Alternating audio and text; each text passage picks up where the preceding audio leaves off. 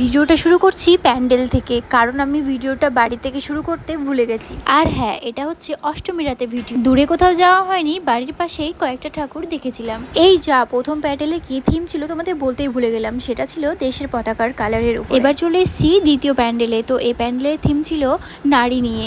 আর হ্যাঁ, সেদিন কিন্তু অষ্টমীর দিনে যেমন গরম ছিল, রাতেও কিন্তু সেরকমই গরম ছিল। আর একটা মজার বিষয়, যেখানেই প্যান্ডেলে ফ্যান পাচ্ছিলাম তার সামনে গিয়ে দাঁড়িয়ে যাচ্ছিলাম, মানে এতটাই গরম পড়েছিল। এবার চলে এসেছি জাম্প করে তৃতীয় প্যান্ডেলে।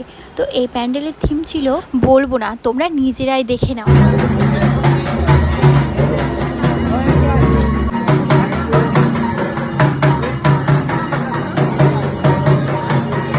দেখলে কত সুন্দর নাই লাগছে। আর এখানে তো সবাই ফটো তুলতে আর ভিডিও করতে ব্যস্ত হয়েছিল, তার মধ্যে কিন্তু আমিও একটা।